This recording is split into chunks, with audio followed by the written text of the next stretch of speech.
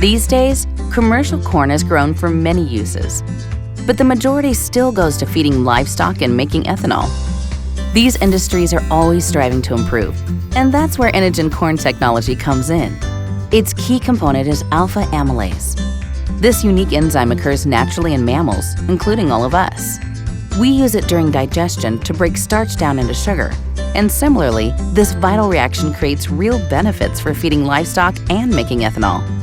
So the good news is, Enogen corn is developed with alpha amylase right in the kernel. For beef and dairy cattle, Enogen corn creates a more digestible ration, providing more readily available energy. For ethanol plants, Enogen corn reduces water, natural gas, and electrical consumption, all while increasing throughput. For growers, Enogen corn can boost their bottom line in either case. That means more profit potential for everyone involved. But despite all its potential, Enogen corn is not designed for all end users. There's still a small percentage of processors that could have adverse effects from a high concentration of alpha amylase. They require starch from corn in its commodity form to produce familiar food textures and appearances. This is one of the reasons why all Enogen corn must be grown as an identity-preserved crop. So, Syngenta has developed simple but thorough stewardship requirements to make sure it reaches its intended channels. Like other identity-preserved crops, Enogen corn must be tracked and separated from commodity corn. To do this, growers and resellers are required to follow the stewardship program. It's not difficult. It just takes some open communication and common sense. For growers, the first step involves reading the Enogen stewardship contract. This paperwork outlines all destination requirements, including delivery months, pricing options, and quality specs. The next step involves communication. Growers need to talk with neighboring farmers to share their cropping intentions, designated fields, expected seed maturity, and planting date. The sooner the conversation begins, the better, because open communication underlies the entire stewardship process. If need be, a Syngenta representative is happy to facilitate these discussions as well. Then once the seed arrives, growers must ensure the bill of lading matches the units and packages delivered. They must also ensure cubic containers are sealed, labeled, and packaged with extra zip ties for returns. If not, they should notify the Syngenta shipping location and their Syngenta representative immediately.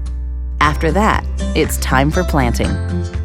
As part of the stewardship program, 30-foot border rows of non-Enogen corn are required next to any annual crop unless there's a physical border of 30 feet or more. The hybrid chosen for the border rows should have a similar maturity and herbicide resistance as the Enogen hybrid. Border rows are part of the Enogen field. They should be harvested and mixed in with the Enogen grain or silage and are not to be considered commodity corn. After planting, both the Enogen rows and the border rows will be verified. Audits may also be conducted after planting and harvest. That's why it's important to ensure consistency with the Enogen stewardship contract. If there are any changes in planting from those outlined in the contract, growers must contact their Syngenta representative immediately to make updates. This is important for those involved with Enogen corn and for other stakeholders, such as corn millers as well. Growers must also clean out the planter, including seed hoppers, air lines, and plates. Any unused seed must be buried in the field, burned, or returned for credit. From there, stewardship moves online to Grow More 360. This web-based system lets growers manage all aspects of the stewardship process and allows other Enogen corn users to view and manage their inventories. Data reports are required post-planting, in-season, after harvest, and following the clean-out of all equipment. This information is necessary for a clear view of yield estimates, enzyme inventory, unused seed being returned for credit, and field locations. Therefore, growers are required to update information as soon as possible after each key stage. Grow More 360 isn't the only means of tracking Enogen corn either. Enogen corn features a naturally derived purple tracer trait called the Enogen Value Tracker. This trait comes pre-mixed in bags of Enogen seed corn at a rate of 5%, which helps to clearly differentiate Enogen corn from commodity corn.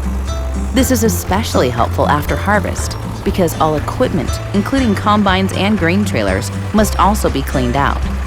Additionally, Enogen corn should be clearly identified during transport and storage. This includes labeling all trucks, trailers, grain bins, and auger switches.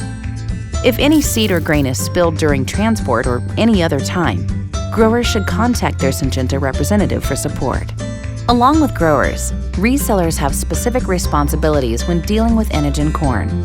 They too must read and understand their paperwork, including their signed Enogen sales and distribution agreements.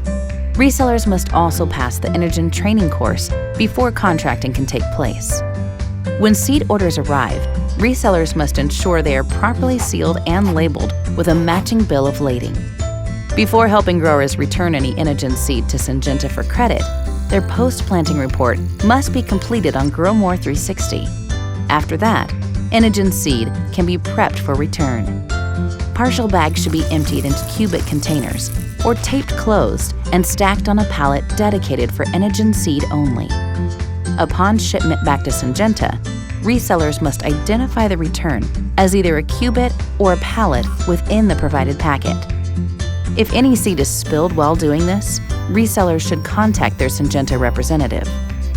Like growers, resellers are also subject to a third-party audit, but only after planting.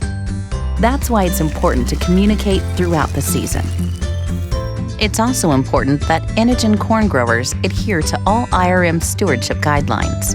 Enogen corn growers must have a valid stewardship agreement on file ending in US 03. They must plant the proper minimum refuge for Enogen hybrids. And finally, Enogen corn growers should follow the recommended corn rootworm best management practices for controlling CRW. For additional details on insect resistance management and corn rootworm best management practices, please visit www.syngentasstewardship.com. With all these steps, stewardship may seem overwhelming, but most growers and resellers have found the program is simple and just takes common sense. In fact, since the first acres of Enogen hybrids were planted back in 2008, the corn has thrived in fields across ever-expanding geographies. That success is no accident. It's the result of growers and resellers following the simple but thorough stewardship protocol, as well as proactively communicating throughout the process. And everyone at Syngenta is committed to offer support every step of the way. Because for many growers and resellers, this may be the only identity-preserved crop they manage, which is why it's important to collaborate and communicate so everyone can benefit from the value Enogen corn can deliver now and in the future. To learn more, visit Enogen.com.